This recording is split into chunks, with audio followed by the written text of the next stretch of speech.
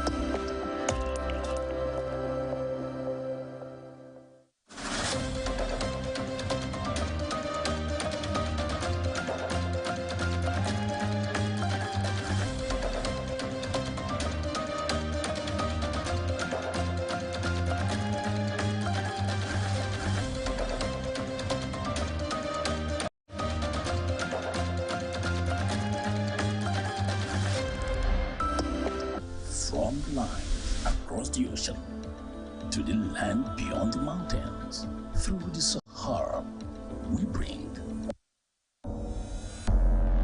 Every day, our lives are changed by history. We are one people, all of us.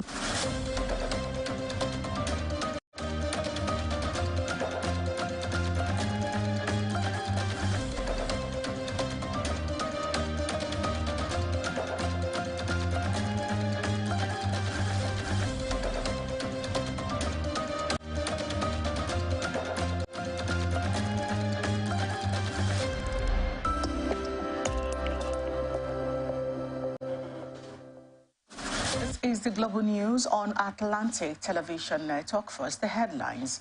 President Fund drags Unical to court over sex scandal. NLC orders workers to resume duty Thursday nationwide. Labour Party rejects presidential tribunal judgment. Keyamo promises Abuja second runway in 12 months. Cleric advises Tinubu on ECOWAS leadership. Actress Bukumi speaks on acting. NFL says the technical committee will decide what drums of fate.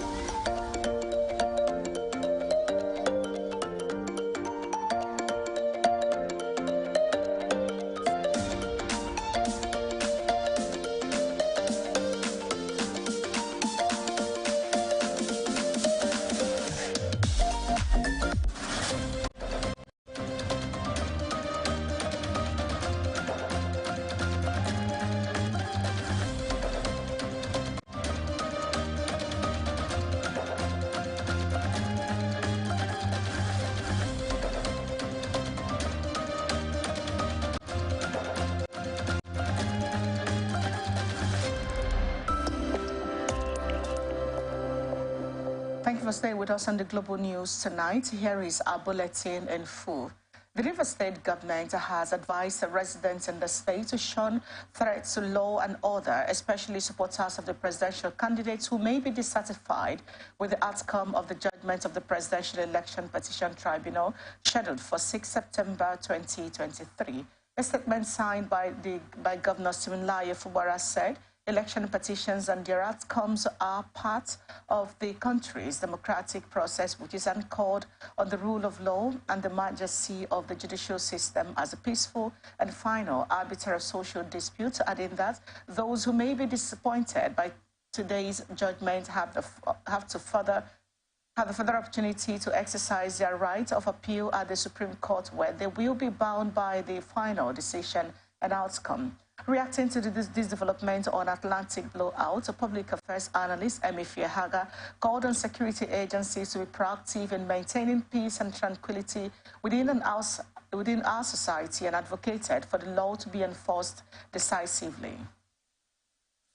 For any unholy behavior, to take place, definitely there must be people who will start it. And this will definitely be supporters of politicians, supporters of political party. If not, hoodlum will not just come from their hideout or whatever, and enter the streets and begin to maim, loot, and do whatever. They will always wait for an opportunity for them to shoot. And the opportunity will be provided by political party supporters or supporters of candidates.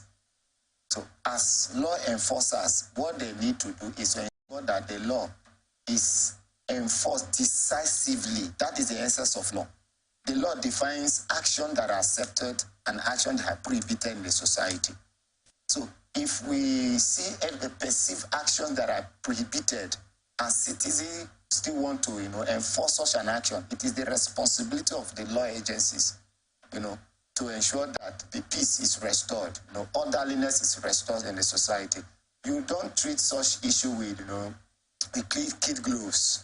You act decisively to serve as a deterrent to other persons. But it's very unfortunate the way some Nigerians will always work for. Emifie Haga also called on Nigerians to shun violence, whatever the outcome, whether favorable or not, so as not to disturb the peace of our society.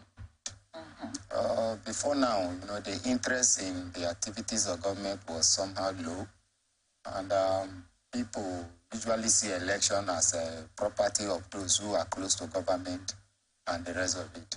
But of recently, to be precisely, the 2023 general elections and more so the presidential elections, there was much interest, from the north to the south. And this interest, metamorphosed into some kind of misinformation, ethnic sentiment, religious sentiment, and all of this were inculcated into the electioneering of it. People just want their candidate to be there, unlike what is expected in a sane democracy, where the laws, defines what is expected, the actions that is expected, how to go about their actions, if you are aggrieved, where you should go to, and after that, you come back as a national, believing in your country and ensuring that you promote the peace, the power, and the prestige of the country. But in the case of Nigeria, it's not like that. We have so many unpatriotic, mindsets who believe that if it is not me, if it is not my person, then Nigeria must be burned down, the peace. But it's very unfortunate that if Nigeria will continue like this, we think that if we set Nigeria on fire, we have where we'll run to. Those places we are running to is owned by other persons, is owned by citizens who decided to ensure that there is peace in their land and make sure that every democratic process is followed according to their law. If they have burned out their country, will you find a place to run to? No. So if you have the mindset that you are going to burn down your country, wherever you run, you will become a foreigner. And you'll be treated as a foreigner, not as Nigeria. University of Calabar embattled Dean, Faculty of Law, Professor Cyril Ndefon, has instituted a suit against the Vice Chancellor, Professor Florence Obi, and other officers at the National Industrial Court in Calabar, the Cross River State capital, over sex scandal. But the university's management has told the accused law professor that they would meet in court. The law professor, who is now on suspension, said he dragged the VC and others to court to seek redress and clear his name from the smear campaign accusing the Vice-Chancellor of sponsoring the protest simply because she wanted him out of his position and in academia. Also joined in the suit with the VC is the university's registrar, Professor Dorothy Oluwagbemi Jacob, for herself and on behalf of members of the panel investigating alleged misconduct brought against him. In the suit between Professor Cyril Defon, who is the claimant, the Vice-Chancellor, University of Calabar, and 3 others as defendants, Defon expressed displeasure over what he described as dragging his image into the mud, even when he did nothing wrong. In an originating summons for the National Industrial Court of Nigeria, Calabar Judicial Division holding at Calabar, the defendants are to, within 8 days after service of the summons on them, caused an appearance to be entered in the summons. Pan-Niger Delta Forum is appealing to the people of the region to shun actions that would undermine the smooth running of the Niger Delta Development Commission. The National Publicity Secretary of PANDEF, Ken Robinson, in a statement to journalists, also advised aggrieved persons in the region to support the board of the NDDC to work in the best interests of the region, adding that the apex social-cultural body of the Niger Delta region is committed to promoting peace, unity, and sustainable development in the country. In the statement, PANDEF also advised the presidency and the NDDC management to avoid what it described as disturbing incidents that create avenues for critics to undermine the authority of the commission, noting that the group is pleased with the appointment of members of the board of NDDC. The state government has denied the reports that it is planning to sack over 10,000 civil servants in the state, describing it as fake and unfounded news. The Commissioner for Information and Culture, Oke Kanu, who disclosed this in Umuahia, said the state government introduced certain measures to address the issue of ghost workers, adding that in line with its agenda to sanitize the civil service, remove names of ghost workers from the payroll of government. He said some of the civil servants that fall into this category had their appointment letters backdated, while the employment of these individuals can be best described as surreptitious and a bait used to pile undeserved pressure on the present administration, adding that no responsible government would allow such a situation to continue. Kano also said that there were no waivers applied for the employment of workers from December to April, while there are established processes for the employment of workers in the civil service in Abia State, stressing that due process was not followed with regard to employment, and urged people of Abia to disregard the fake story about alleged sack of 10,000 workers. Kano said that the commitment of the state government to the welfare of the workers, both those working now and the retirees, remains unwavering, and also reiterated the resolve of the government to pay all salaries and pension arrears as soon as possible. National Working Committee of the ruling All Progressive Congress has released a fresh list of 225-man council to drive the national governorship campaign taking place in Imo State ahead of the November 11 election. A statement issued in Abuja by the party's national organizing secretary, Suleiman Arugungun, said the development is coming 1 week after the ruling party denied releasing viral documents containing notable names of chairman, co-chairman, and members of campaign council for Bayelsa, Imo, and Kogi states. On the November 11 Gubak campaigns, Governor Basi Otu of Cross River State was appointed as the head of the 225-member council, while Otu will be assisted by Ebony State Governor Francis Wifuru, Nigeria's new Minister of Innovation, Science and Technology, Uche Nnaji, Minister of State, Labor and Employment, Nkiruka Onyejocha, who are selected as co-chairman of the campaign council. Other notable members include former Abia State Governor Ojuzo Carlo, Deputy Speaker of the House of Representatives, Benjamin Carlo, former Presidential Advisor at National Assembly Matters, Senator Florence Itagiwa, and leading Nollywood actor Zach Oji. Continuing, the APC National Organizing Secretary disclosed that the Gandhiji members of the National Working Committee and the 225-man campaign train will be treated to dinner on September 15 at the Governor's Banquet Hall in Owerri. The inauguration ceremony of the council will hold at Landmark Event Center the following day.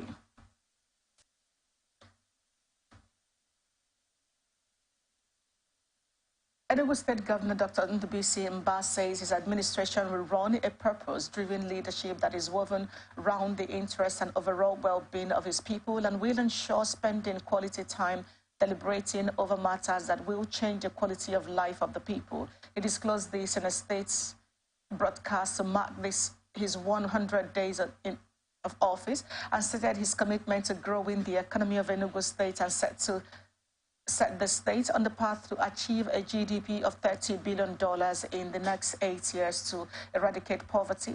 He promised to maintain an overriding focus in the journey towards objectives that will hit the ground running, and achieved a number of exciting landmarks in the last 100 days. Governor Mba also said the economic development of any sort is almost an impossibility in an environment of insecurity, and to tackle the prescription of the lawful Monday sit at home, or that in Enugu State to its barest minimum. He noted that his administration has backed up the thrust by boosting security presence in Enugu State, working with the Nigerian police, the army, and all other security forces, and has launched the distress response squad in the state, adding that he had already procured a number of vehicles to enhance their effectiveness and mobility in the advanced stages of establishing a security thrust fund to make a highly heightened security posture more suitable in the long term.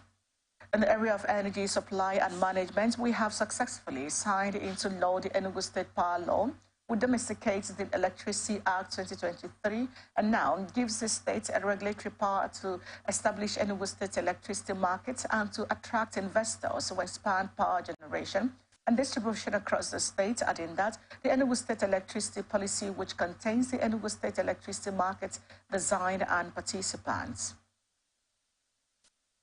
The Lagos State government says it has concluded plans to collaborate with the Kingdom of Denmark to ensure food security in the state.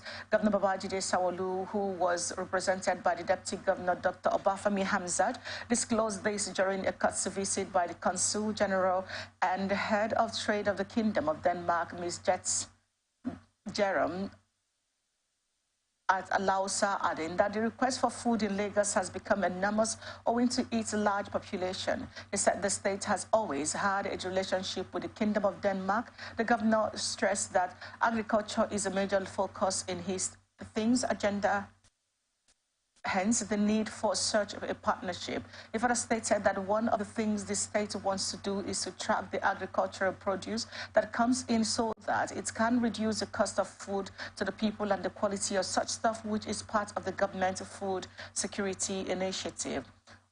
On the forthcoming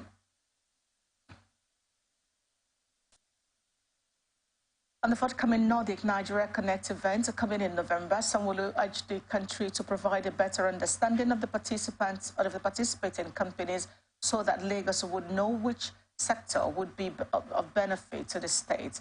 Earlier in her remarks, the Consul General and Head of Trade of the Kingdom of Denmark, Ms. Jerome, stated that it is very important for the kingdom to understand the agenda of the Lagos State government ahead of the Nordic Nigeria Connect event, adding that the Danish ambassador to Nigeria, Mrs. Sune Crosschop, and herself toured Denmark 2 weeks ago, have been talking to institutional investors and companies to answer to the invitation of the Nigerian president, where he promised that Nigeria is open for business.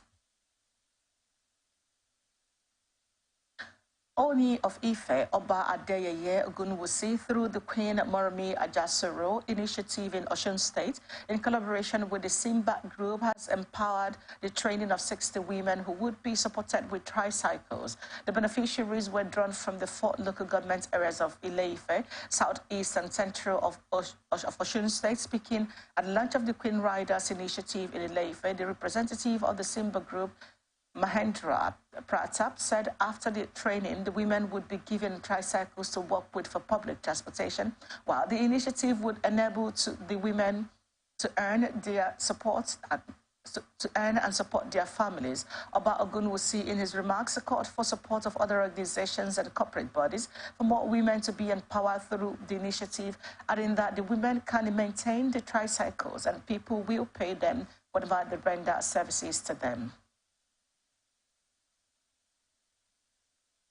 National Assembly Election Question Tribunal sitting in Abeokuta, Ogun State, did not sit on Wednesday due to the ongoing 2-day warning strike imposed by the Nigerian Labour Congress. The tribunal had fixed September 6 for the delivery of judgment in the petition filed against the senator representing Ogun West, Olamilekan Adeola, by the People's Democratic Party candidate Gani Dada, but the judgment was stalled after judicial workers shut the gate of the Magistrates Court venue of the tribunal, while leaders of the Judiciary Staff Union of Nigeria locked up the gate in compliance with the NLC warning strike. The state chairman of JUSUN, Olariwaju Ajiboye, said judicial workers locked the gate in compliance with the national body's directive on the two-day warning strike, adding that the warning strike is in protest against the hardship caused by the removal of fuel subsidy. Kogi State Governor Yahaya Bello has approved 100% increment in the allowance of members of the National Youth Service Corps deployed to the state for their mandatory one-year service. He disclosed this during the closing ceremony of the 2023 Batch B Stream 2 of the NYC at the State Orientation Camp Asanya in Kaba, Bunu, local government area of Kogi State.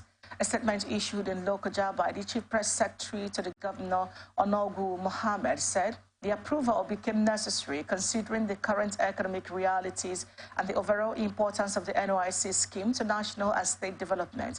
The Governor also approved a donation of 37.7 million naira as logistic support for the youth corps members as they move to their respective places of primary assignment, and called on private sector employers to prioritize their welfare.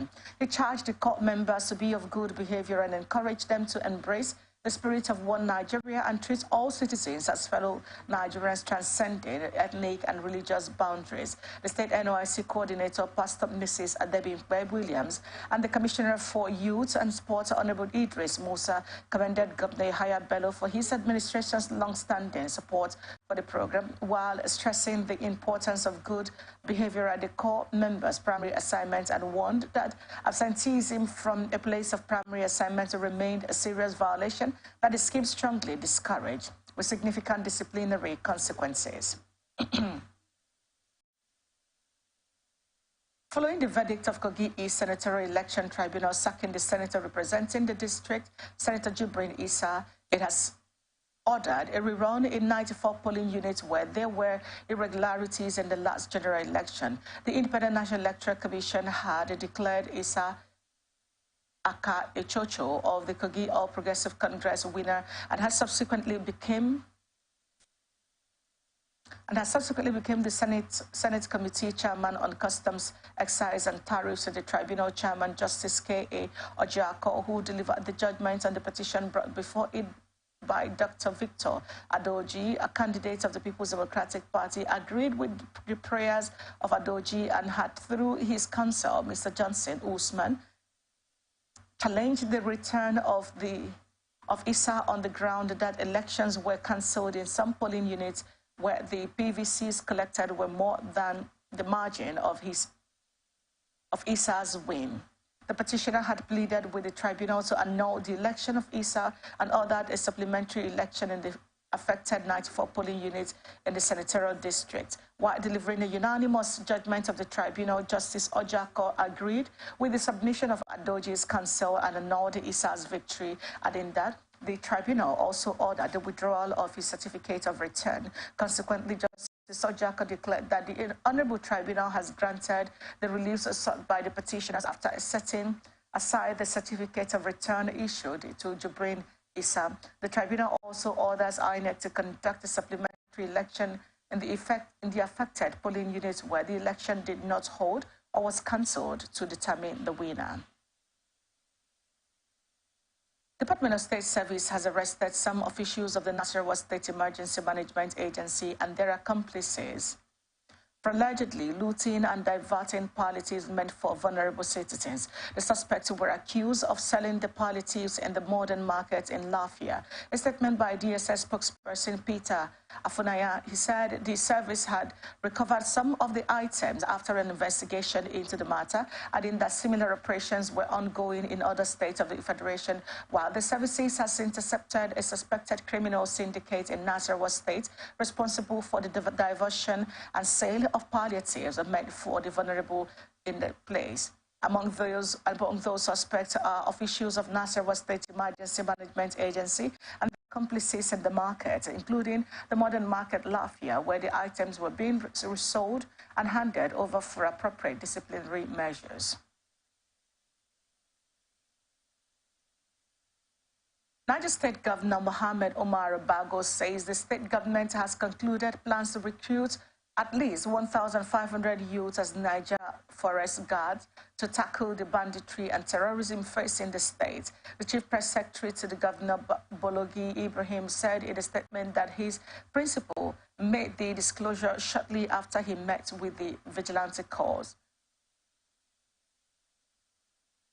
The governor commended all the vigilante corps for complementing the efforts of the conventional security operatives in the state and revealed that the state government has procured equipment for the corps as an encouragement and to enable them to carry out their duties effectively and efficiently. Commander of the Vigilante Corps, Al-Hassan Mohammed, said his men are gallant, stressing that their vast knowledge of the terrain complements the efforts of the conventional security agencies in combating banditry and other criminal elements in the state, adding that to ensure the desire to serve humanity and ensure security made them put their lives on line and appealed for synergy between them and the conventional security agencies. Nigeria Security and Civil Defense Corps says it has arrested fake fertilizer syndicates in Jos Plateau State. The Corps arrested the 5 persons in connection with the diversion of ammonium sulfate used for the fake fertilizer and sold to unsuspecting farmers at the cost of 25,900 per bag.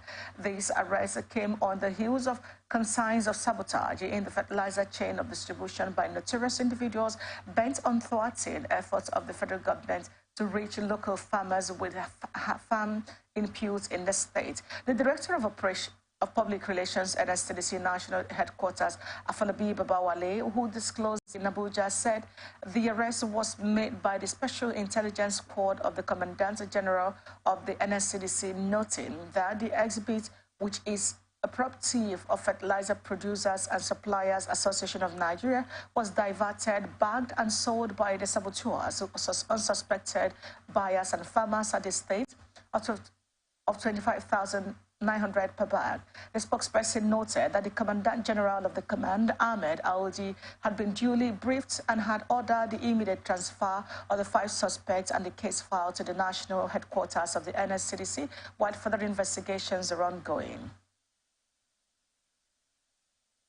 National Working Committee of the New Nigeria People's Party has excluded the dismissal of the former presidential candidates of the NNPP in the 2023 presidential election. Senator Rabiu Kwankwaso, the board of trustees of the New Nigeria People's Party, had last week suspended Kwankwaso for alleged anti-party activities and also suspended the National Working Committee of the party. It also appointed new national officers headed by Dr. Agbo Major as acting national chairman and Mr. Ogini Olaposi as acting national secretary with 18 others. A faction of the NNPP under Agbo's leadership declared Kwankwaso's expulsion in a statement released in Abuja by its factional national publicity secretary Abdul Salam Abdul Rasak. The development comes barely 3 days after the factional leaders vowed to probe the former Kano governor and some of his loyalists over an alleged misappropriation of over 1 billion naira generated from the sale of nomination forms. However, the National Working Committee leadership, while dismissing reports that the party has been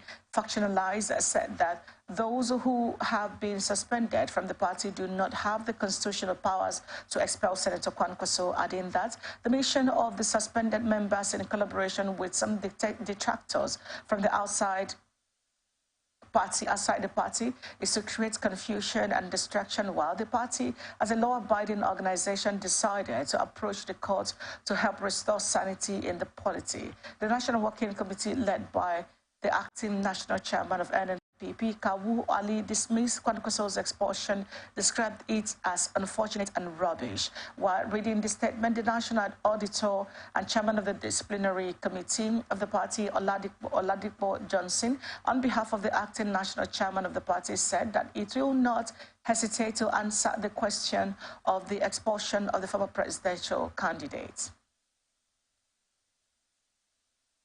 Former President Goodluck Jonathan has called for the adoption of the 2014 confirmed report to complement the efforts of Nigeria's founding fathers' vision for the nation during the struggle for independence. The former president also called for the implementation of the 2014 National Conference report, noting that its recommendation would help solve most of the nation's problems. Speaking at a national dialogue event in Abuja, which also celebrated the 16th birthday of social critic Professor Udenta, and featured the presentation of 21 books authored by Udenta, Jonathan, who chaired the occasion, pointed out that while leaders like Julius Nyerere of Tanzania championed the cause of a unified nation in their countries, Nigeria's founding fathers seem to prioritize ethnic politics over national cohesion.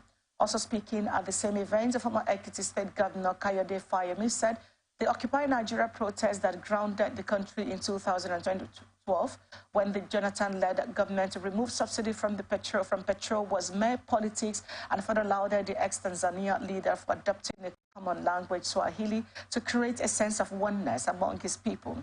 Although the nation's foundation remains faulty, Jonathan noted that if the recommendations of the 2014 National Conference are implemented, there will be a nation called Nigeria. Bishop of Anglican Communion Diocese of Makurdi, Right Reverend Nathan Inyom, has expressed his willingness to collaborate with the Economic and Financial Crimes Commission in fighting corruption in the church and nation. The bishop made this known when he led a delegation to visit the Makurdi Zonal Command of the EFCC. The EFCC spokesperson Wilson Uwajaren Inyom expressed a concern over the way and manner employed by people to oversee church resources, while highlighting the issue of corruption within the church, and expressed the Anglican Communion's commitment to working with the Commission to combat the problem, especially in terms of handling issues of sharp practices that result in malpractices and misappropriation, adding that the church itself is grappling with the menace of corruption within its fold. On his part, the bishop said, one of my greatest frustration in ministry, he said, as a minister of God, is that those whom employed to assist in overseeing resources end up defrauding the church, cut away huge sums of money meant for the development of the church, adding that the Anglicans have utmost respect for the pivotal role played by the Commission in safeguarding the financial integrity of the nation. The cleric urged the EFCC to increase efforts in raising public awareness about the growing issue of economic and financial crimes in Nigeria. Also speaking, the zonal commander of ACE 1, Friday Ebele, expressed gratitude to the bishop for his visit and sought the advice and prayers of the clergy in order for the country to prevail over the plague of corruption, economic and financial crimes.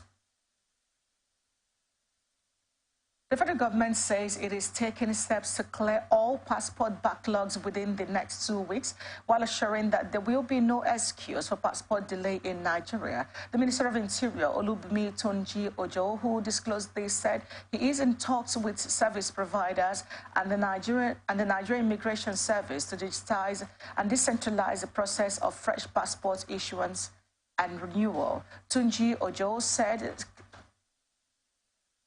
clearing all backlogs shouldn't take more than 2 weeks, adding that owning the green passport is a right of every Nigerian and not a privilege, and it is not excusable for any Nigerian to be treated with disrespect because of passport application. Nigeria Labour Congress has called on all affiliate unions to return to work on Thursday after the successful execution of the two-day warning strike to draw the attention of the government into the hardship being faced by Nigerians as a result of the petrol subsidy removal. The letter dated 6 September with the title, "The Two-Day Nationwide Warning Strike. Nigerian Workers Have Spoken," which was signed by the NLC President, Comrade Joe Ajaero, said that the message conveyed through the warning strike resounded loudly with the government, adding that it would only take an alternative ear not to hear it. Comrade Ajaero said the warning strike is a collective effort undertaken to emphasize the strong conviction that the government should prioritize the welfare of citizens and adhere to established statutes to make the appropriate responses to the workers. You're watching the Global News on Atlantic Television Network. We'll be back after the break.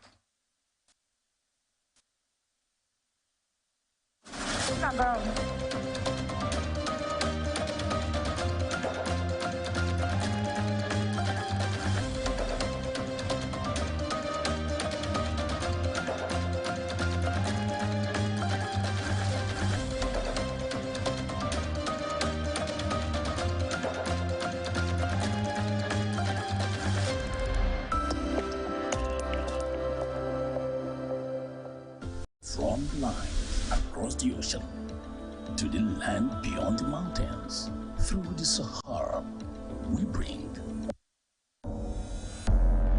Every day, our lives are changed by history. We are one people, all of us. Leaders, politics, Nobody's ambition is what's the blood. I have fought a very family. natural occurrence, war, and the world economy. I belong to everybody, and I belong to nobody. ATN covers it all on ATN Politics today.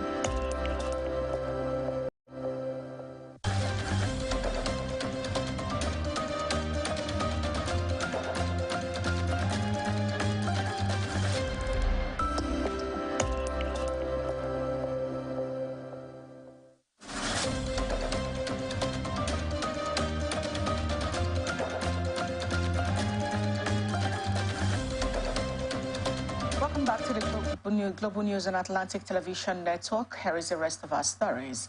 Presidential Election Petitions Tribunal says it has rejected 10 out of 13 witnesses presented by the presidential candidate of the Labour Party, Mr. Peter Obi, and the Electoral Act 2022 does not contain a mandatory provision for the electronic transmission of election results. Justice Haruna Samani disclosed this while delivering judgment on the substantive petition filed by Obi and Labour Party. Samani said Obi called 13 witnesses who testified as petition witness 1 to petition witness 13, noting that of the 13 witnesses, only 3 witnesses whose statements are on oath were filed. Along the remaining 10 witnesses, the justice said they were subpoenaed and their witness statements on oath were only filed after the hearing.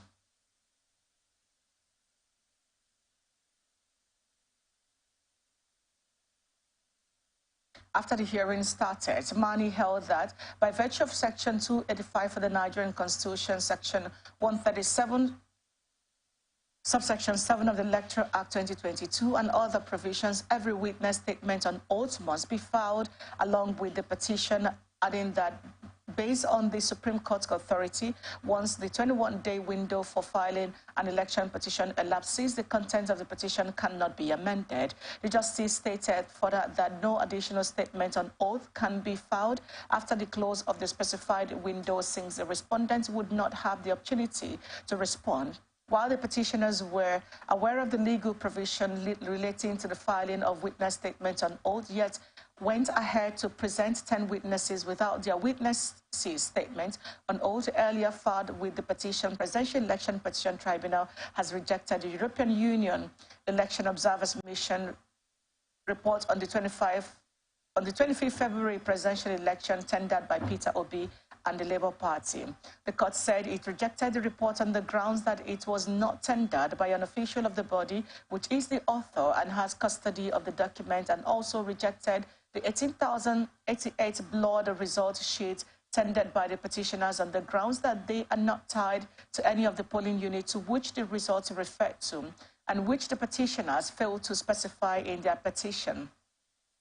The Presidential Election Petitions Tribunal also dismissed the petition of the ruling All Progressive Congress challenging the eligibility of the presidential candidate of the Labour Party, Peter Obi, to contest the 2023 general election, while the APC had challenged Obi's membership of Labour Party, declaring it incompetent.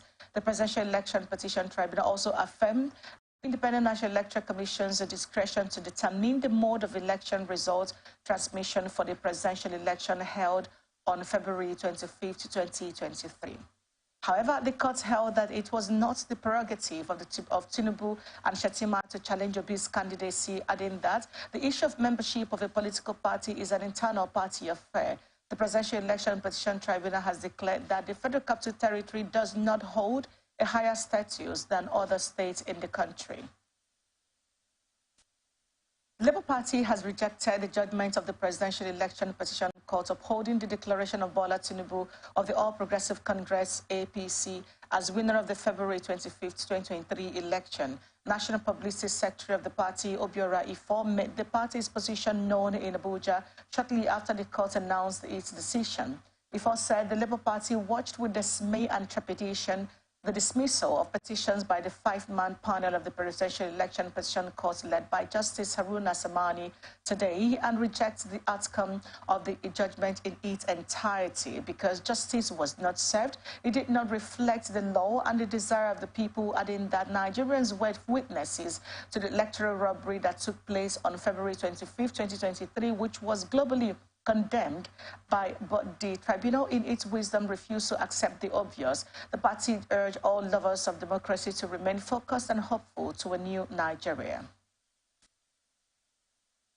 Opposition political parties, including the People's Democratic Party, the New Nigeria People's Party, and the Labour Party, have presented the assessment's performance of President Bola Tinubu as he clocked 100 days in office. The parties noted that the Tinubu-led federal government has failed to meet the expectations of Nigerians and flogged the claim of the federal government that it inherited a battered economy. This is coming after the federal government on Tuesday said that President Bola Tinubu inherited a battered economy but has changed the narrative within 100 days in office, while describing the fuel subsidy that was removed as a sword of Damocles that hung over Nigeria for decades, adding that although the challenges had been tough, the president had planted the seeds of national transformation. The Minister of Information and National Orientation aide, Malam Mohammed Idris, stated this in a statement titled President Tinubu's 100 Days of Steady Progress and National Rejuvenation, stressing that since May 29, President Tinubu, Tinubu has been at his duty post, working assiduously to deliver on his campaign promises as enunciated in his renewed hope agenda for a better and greater Nigeria. He further said President Tinubu has focused on redirecting our economy and removing the impediments of the productivity and competitiveness so that the real sector can grow and create millions of decent jobs.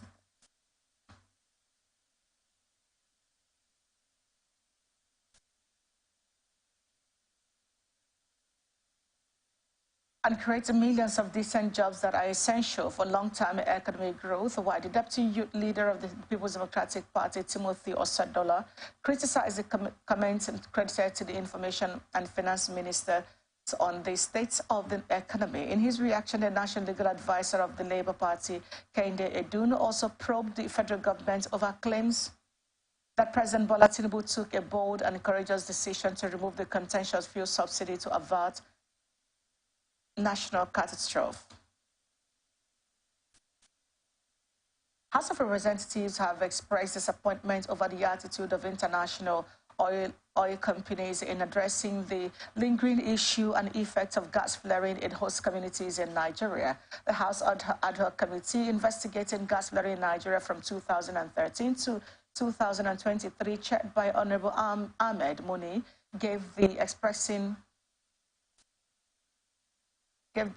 spoke in Abuja when representatives of international oil companies appeared before it. Some members of the committee, including Honorable Tolulkwe Sadipe, became emotional after citing pictures of some states affected by the indiscriminate gas flaring by international oil companies and the unwillingness of these companies to adopt international best practices in addressing the hazard in the affected communities.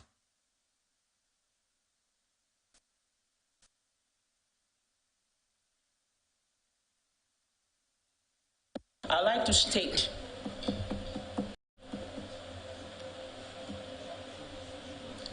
that the concern and priority for Chevron as an organization, and therefore for me or each of us here as individuals, is Nigeria. If things were different in this country, personally, I would be serving on the board or in parliament. So it's a privilege when we can serve. Just to correct that impression, not about flying first class. It's unfortunate we find the country where it is. But that said, we have on record that Chevron is one of the best companies in country. And for the question you asked about what operates in America, we have insisted, we have one of the strongest pengers in, and insisted that the policies and regulations of Nigeria be adhered to by Chevron, whether it's American or not. Policy regulations on commercial Chevron. Nigeria, Sam Debo, Area Manager, Government Policy and Public Affairs, Chevron Nigeria. The chairman of the ad hoc committee, Honorable Ahmed Muni, urged the IOCs to provide a relevant document that will aid the committee in finding lasting solutions to the lingering gas flaring by these international oil companies. In view of ample opportunity of time giving to both MDAs and oil and gas companies to make submissions and make appearance, with a chunk of them have been responsive. As for defaulters, the committee is left with no option than to use the data at its disposal of actual gas flared and their equivalent values of recoverable penalties to be paid to the government, and to recommend and submit the relevant security institutions same for further investigation and necessary action to enforce compliance. In this regard, while I seek for your support and cooperation towards the success of this assignment, I urge you to be open and honest in your presentation. Present at the hearing are international oil companies such as ExxonMobil, National Oil Spill Detection and Response Agency, Chevron Nigeria Upstream Petroleum Regulatory Commission, a regulatory body, amongst others. Here is the business news for tonight. House of Representatives has summoned the Ministers of Finance, Trade and Investment, the Accountant General of the Federation, Head of Service and other stakeholders to appear before the Investigative Committee. Chairman of the Ad hoc Committee on Failed Mass Transit Schemes across the country, Honorable Afam Ogene, made the ruling on Wednesday in Abuja during resumed hearing by the committee, but observed that key ministries and agencies failed to appear despite receiving notices from the clerk of the committee 1 week to take off. He threatened to invoke sections of the Constitution and the Act of Parliament that gives the House the powers to invite any Nigerian or individual domicile in the country and doing business within.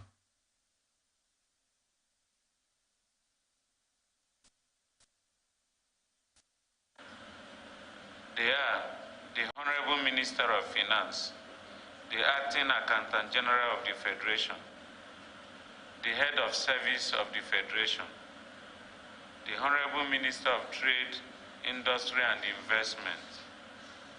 They are to appear unfailingly on Tuesday, September 10, 2023 at 11 a.m.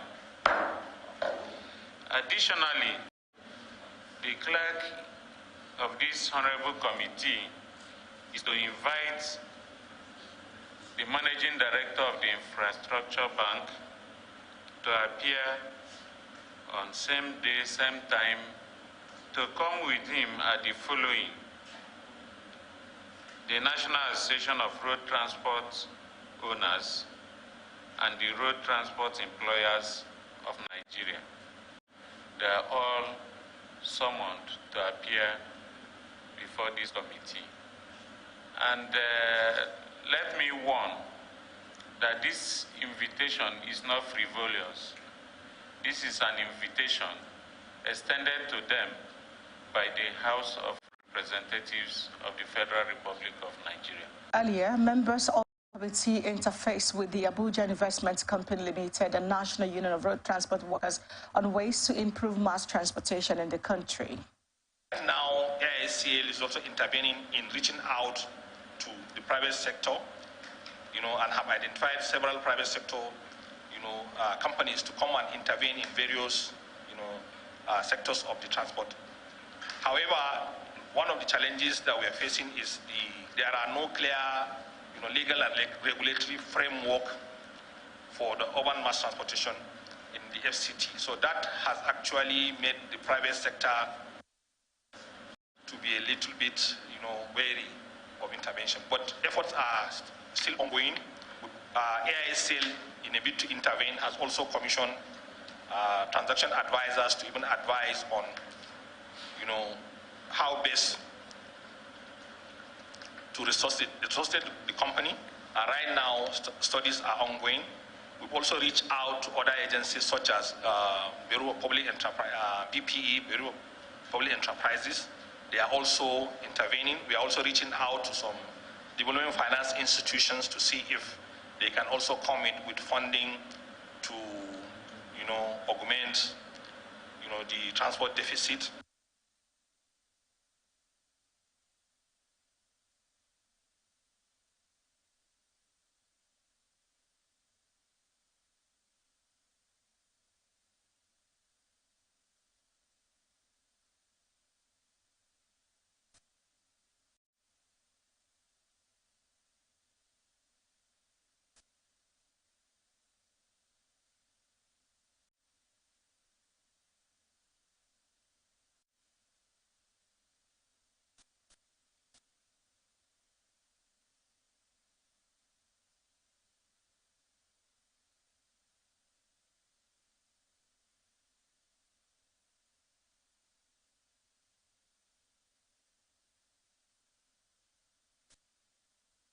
are not here to wish hunt anybody. Yes, sir. But we want to get to the root of why it failed. Yes, sir. And because it has to be our business. Absolutely. Because if you are telling me that you are shareholding, you have a stake in Abuja Urban Mass Transit, you should be able to know what is going on there.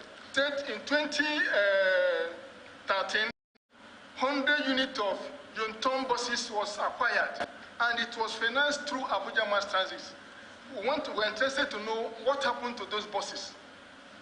How much was generated, what is the loss, and how many buses are still in existence. So we provide this information when next they are coming here, if the chairman allows that.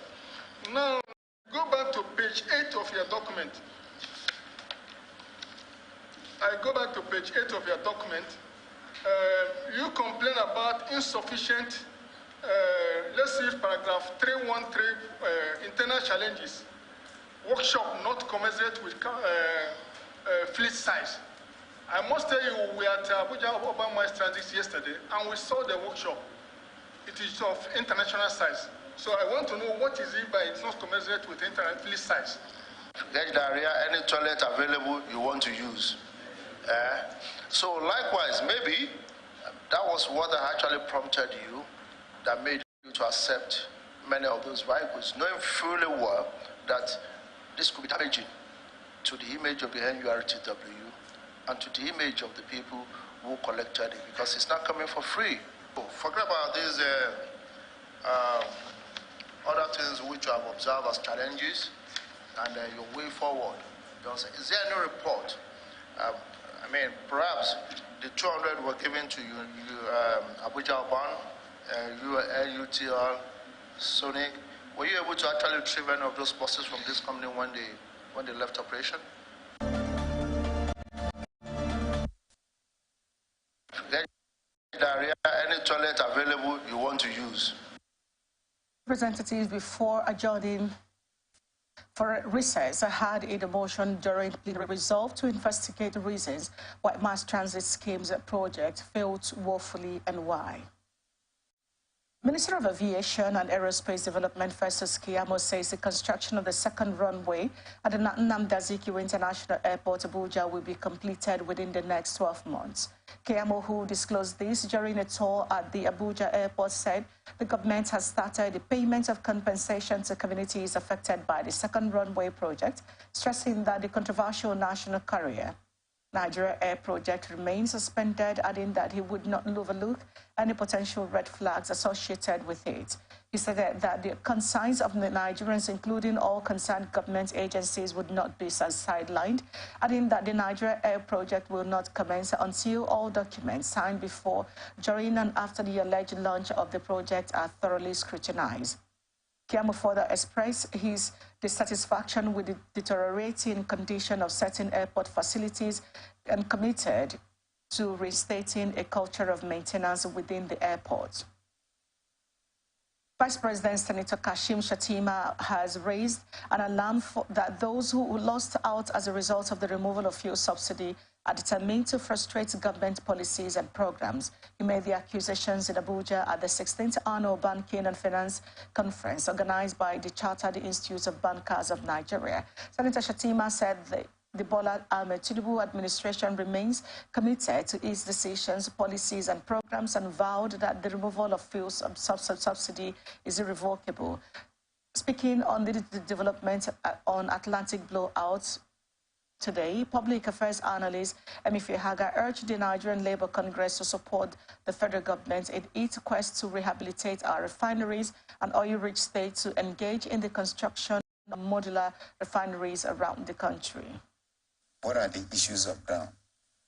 Over years, the only time it is recorded that we experience a similar turnaround maintenance on our refineries was around 2000. And by expertise, the refinery ought to be maintained at maximum every 3 years. But what are we be doing? We will just be managing and doing all this manner of things. It got to the point that the refinery were never producing. NSC should be pressing for the revamping of the refineries, which is ongoing. NSC should be pressing on state governors to build modular refineries. Because as it stands, whatever that we realize, it is shared. Edo State in partnership with Chinese companies, have built 2 modular refineries. That is Edo State government. What happened to the rich states like Delta, like Bayelsa, like Akwa Ibom, like River States? What happened? They are not building, but rather what we expect is to call on federal government to do federal government. Federal government is limited by the list of activities that the Constitution endowed it with. So if we have state government building modular refineries and the federal government revamping those refineries, we have surplus of refineries. Petroleum and Natural Gas Senior Staff Association of Nigeria has threatened to withdraw its members from all offices and oil fields over the purchase of any Nigeria and Nigeria Ajib Oil Company Limited by Oando PLC. The branch chairman, Ajib Group, Pengasin in Port Harcourt, a young survivor who disclosed this while speaking in Port Harcourt, River State, said the association kicked against the acquisition of the oil firms by Oando without interfacing or pre-informing the union.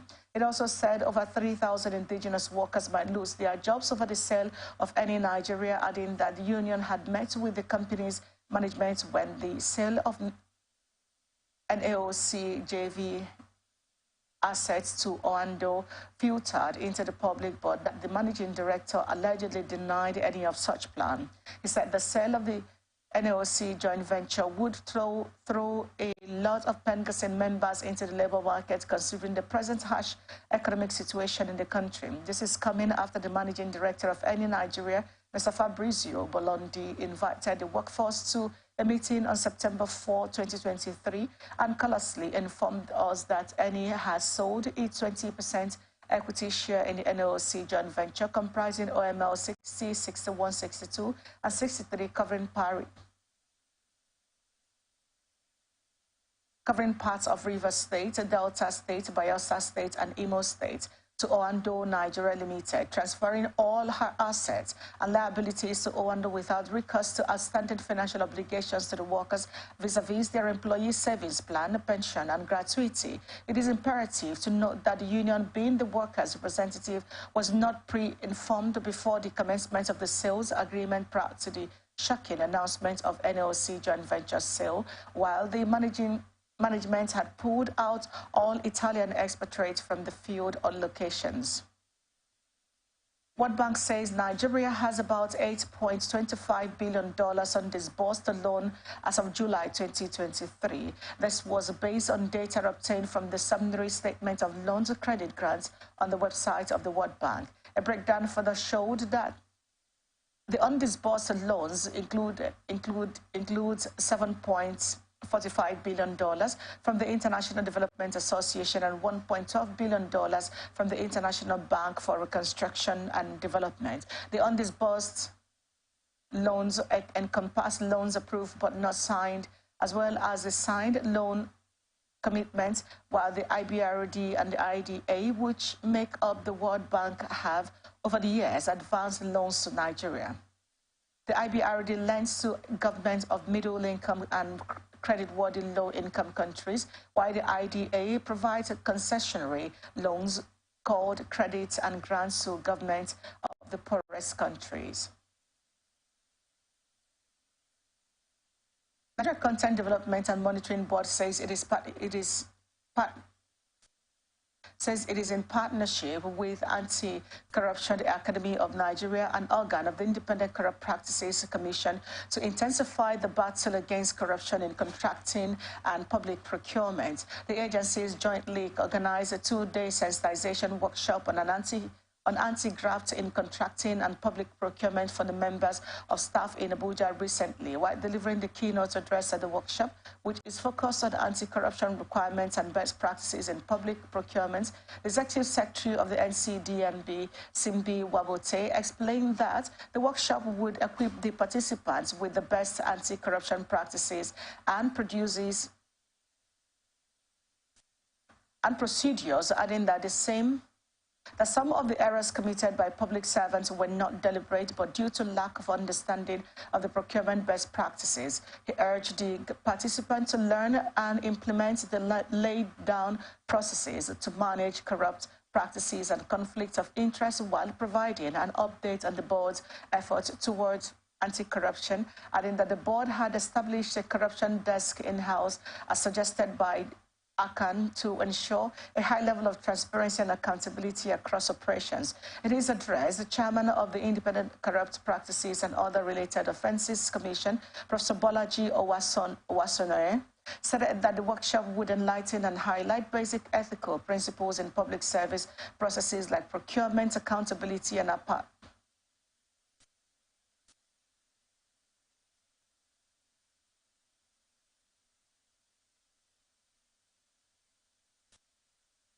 and partiality. Owasoye, who was represented by the Secretary of the Commission, Professor Musa Abubakar, urged participants to adhere and to appreciate the do's and don'ts of the procurement processes and show integrity in handling affairs in the public service.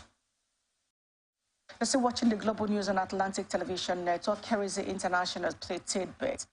Supreme Head of the Cherubim and Seraphim Unification Church of Nigeria, Prophet Solomon Alao, advised President Bola Tinubu to lead ECOWAS in identifying and fighting the root causes of military coup in Africa instead of threatening war after the collapse of democracy in member states. He said no life of a Nigerian soldier should be sacrificed to keep any West African president in power when some of them have violated all tenets of democratic principles in their respective countries. The clergyman spoke against the military coup in the Republic of Niger and Gabon and ECOWAS' decision of using military option if negotiations failed in restoring Nigerian President Mohamed Bazoum in office, adding that ECOWAS should be more interested in preventing military interventions than fighting the consequences of bad governance and respect to for the rule of law by some African leaders. He added that the lesson for Nigeria to learn is that any government that does not obey court judgments or manipulates the electoral process is inviting a military coup, noting that respect for the rule of law and good governance is the only way to keep military in their barracks, adding that the removal of subsidy has made life unbearable for Nigerians and politics have not only been mismanaged, but the low-hanging fruits have been distributed to current members of ruling political parties in many states. Professor Alao, in a statement he personally signed, advised the federal government to introduce policies that will curb the inflation trend instead of increasing workers' salaries astronomically, adding that some policies can be introduced for workers that will make lives more comfortable for them.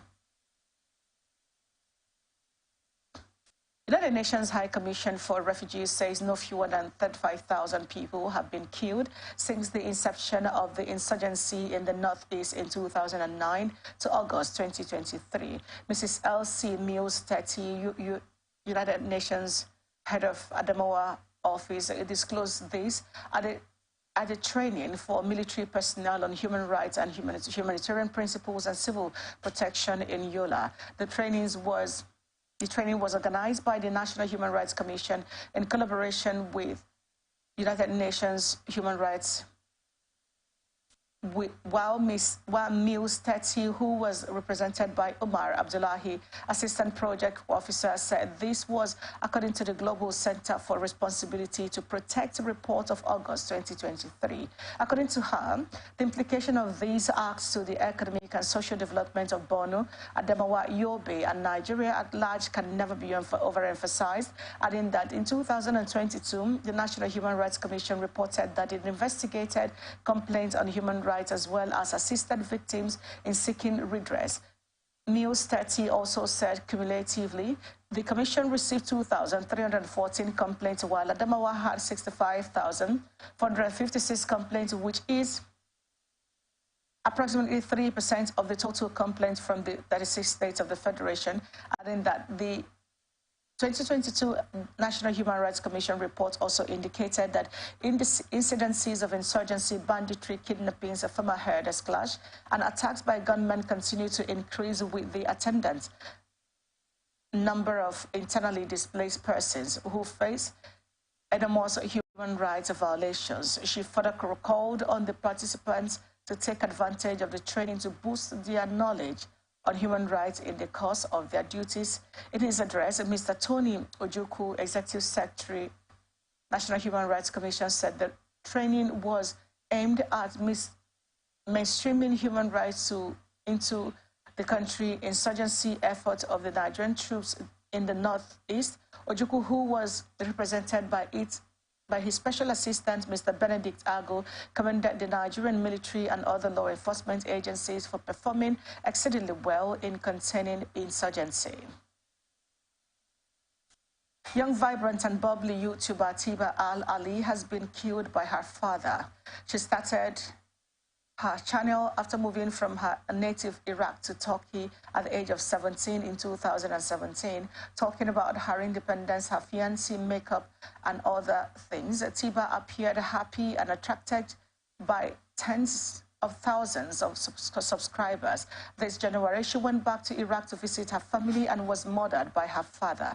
However, the killing was not considered to have been premeditated, and her father was sentenced to only 6 months in prison. Tiba's death sparked a protest across Iraq about its laws regarding so-called honor killings, while the case highlighted how women are treated in a country where conservative attitudes remain dominant.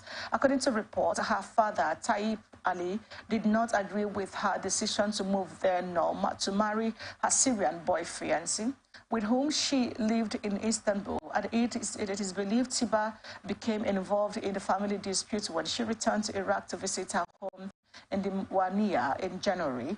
And incidentally, Taib Ali strangled her to death in her sleep on 31st January and later turned himself into the police. A member of the local government where Tiba was killed said her father was sentenced in April to the short prison term. Court in the United States has convicted the Proud Boys former leader Enrique Tarrio for 22 years for orchestrating the attack on the U.S. Capitol on 6 January 2021. It is the longest sentence handed down so far to a ringleader over the attack, as U.S. lawmakers were certifying President Joe Biden's victory. The 39-year-old Tarrio was not in Washington during the riot, but helped organize the far-right group's involvement, while more than 1,100 people were arrested on Capitol riot charges. The rioters had turned out in support of then-President Donald Trump, who continues to refuse losing the 2020 election, and Trump has promised to pardon most of all the offenders.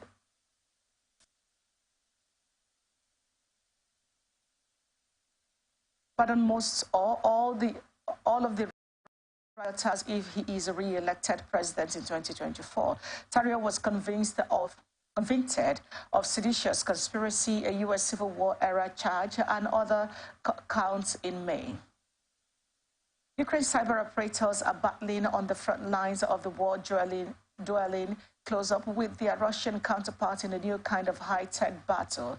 The head of the Ukrainian Security Service Cyber Department, Ilya Vityuk, said they have identified people who are directly involved in combat. Speaking inside the heavily protected SBU headquarters, he explains how his teams mix the skills of hackers and special forces to get inside the Russian systems, working alongside snipers and deploying the latest technologies. The department uses artificial intelligence visual recognition system to analyze information gathered from aerial drones, alongside the intelligence from human sources, satellite and other technical sources to provide target for the military. Mr. Vityuk also said they understand which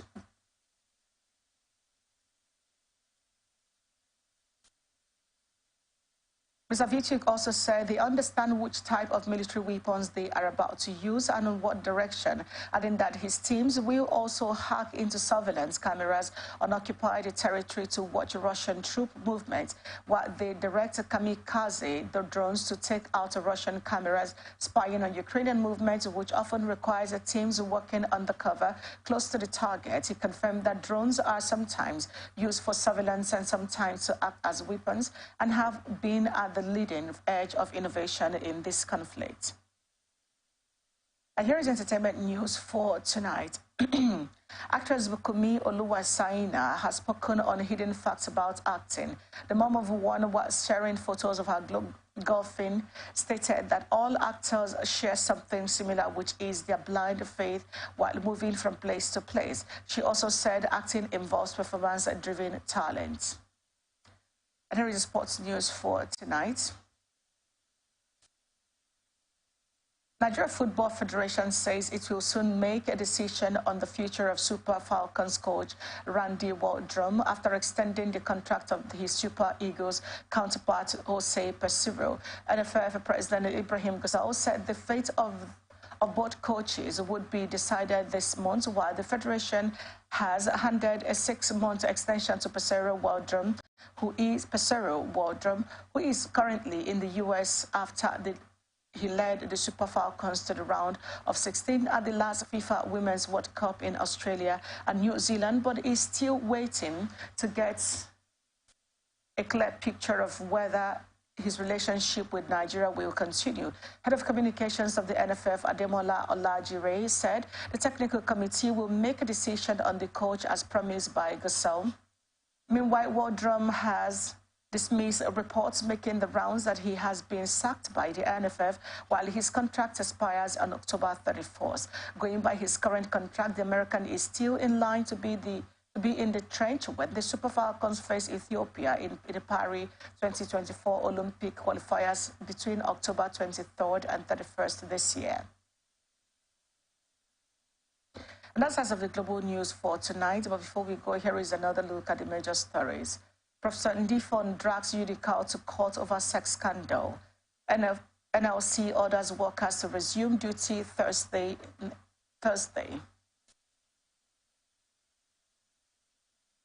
The nationwide Labour Party rejects presidential tribunal judgment. Keyamo promises Abuja second runway in 12 months. Cleric advises Tinubu on ECOWAS leadership. Actress Bukumi speaks on acting.